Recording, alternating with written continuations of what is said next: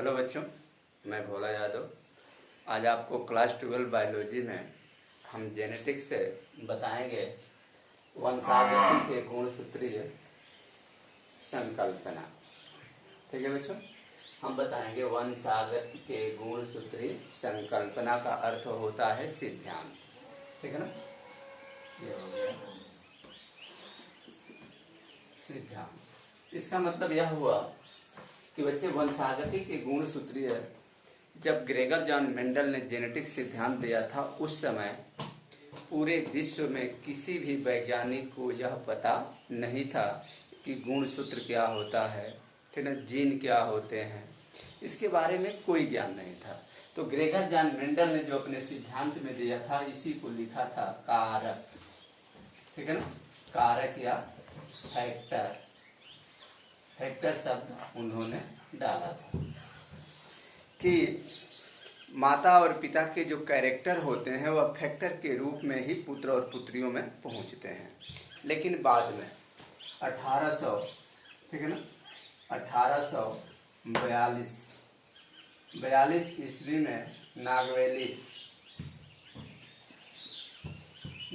नामक वैज्ञानिक ने कोशिका के अंदर, किसी भी कोशिका के अंदर उन्होंने पतले धागे की जैसे केंद्रक में, कोशिका के केंद्रक में पतले धागे जैसी संरचना देखा और उन्होंने यह बताया कि इसी धागे के माध्यम से ही माता और पिता के कैरेक्टर जो है पुत्र और पुत्रियों में जाते हैं। बाद में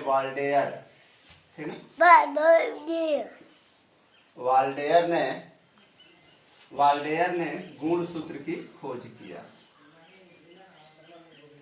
यानी वाल्डेयर ने ही गुणसूत्र का नामकरण किया और बताया कि गुणसूत्र जो माता और पिता के कोशिका के केंद्रक में होते हैं और यही जो है माता पिता के कैरेक्टर को लेकर के संतानों तक पहुंचते हैं।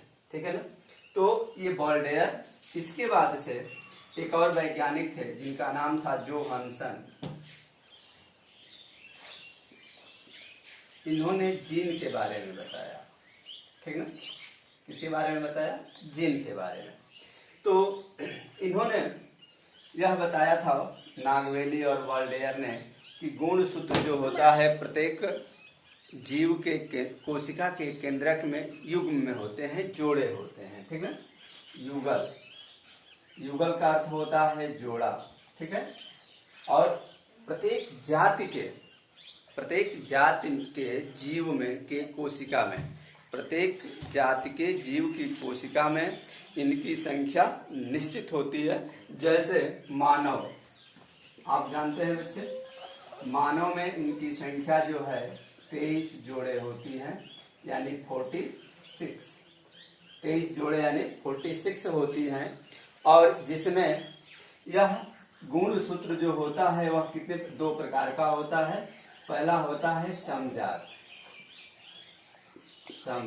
जिसको ऑटोसोम्स भी कहते हैं, जिसको हम क्या कहते हैं?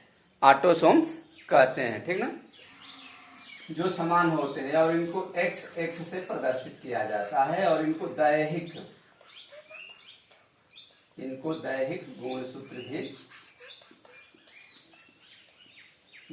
गुणसूत्र कहते हैं।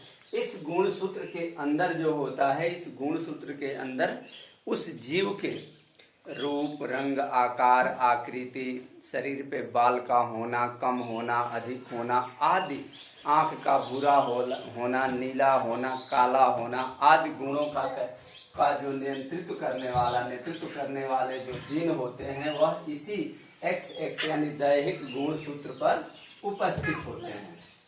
ठीक है ना, और जो अंतिम होता है वह होता है आपका विषमजात। ठीक है ना, दूसरा जो होता है वो विषम जात, जिसको हेट्रोसोम कहा जाता है। ठीक है ना, हेट्रोसोम क्रोमोसोम कहा जाता है।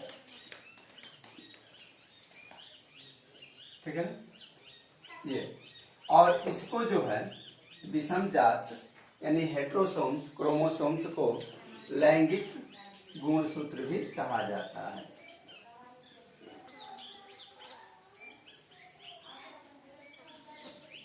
गुणसूत्र, ठीक है ना। और इनको x और y से प्रदर्शित करते हैं, इनको x और y से प्रदर्शित करते हैं। यही जो लैंगिक वाला होता है, इसी गुणसूत्र के कारण पुत्र और पुत्री का जन्म होता है। यानी जब पिता का X क्रोमोसोम्स अगर एक्टिव होता है तो जन्म लेने वाली संतान गर्ल होती है, ठीक है, गर्ल। अगर Y एक्टिव होता है तो जन्म लेने वाला संतान जो होता है क्या होता है, बॉय होता है, ठीक है ना। तो यह उन्होंने इस आधार पर यहाँ जो है उन्होंने निष्कर्ष निकाला कि किसी भी जीव में XY गुणसूत्र जो होते हैं वो संतान का निर्धारण करते हैं, जबकि जो XX यानी समजात यानी होमो गुणसूत्र जो होते हैं, यानी समजात जो गुणसूत्र होते हैं, वह जीव के शरीर का, दैहिक मतलब होता है शरीर का निर्माण करते हैं, ठीक है ना। तो यह निर्धारण हुआ। इसके बाद से जब यह हुआ तो जोहानसन ने यह बताया कि एक गुणसूत्र के द्वारा, एक कारक के द्वारा हजारों दैहिक गुणों का नेतृत्व होता है।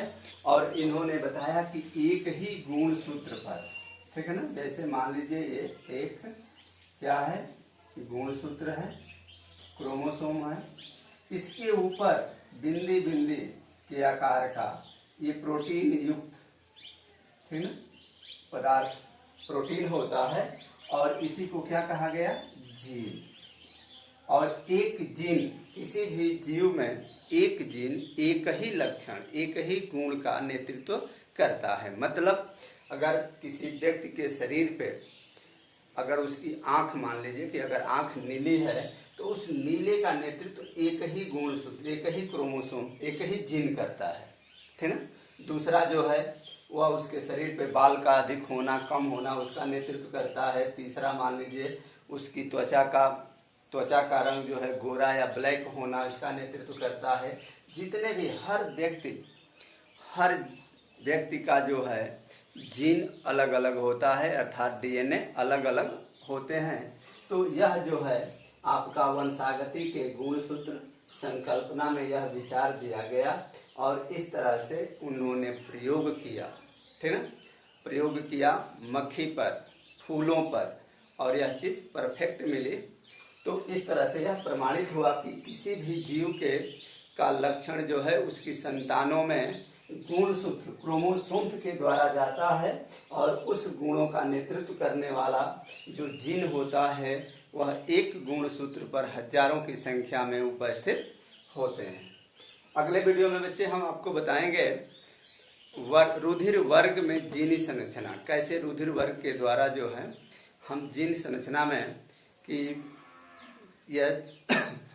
किस पुत्र के पिता कौन हो सकते हैं उसका कैसे जांच किया जा सकता है, इसके बारे में बताएंगे। यानी रुधिर में भी जीन की संरचना होती है, उसका भी आनुवांशिक प्रयोग किया जा सकता है।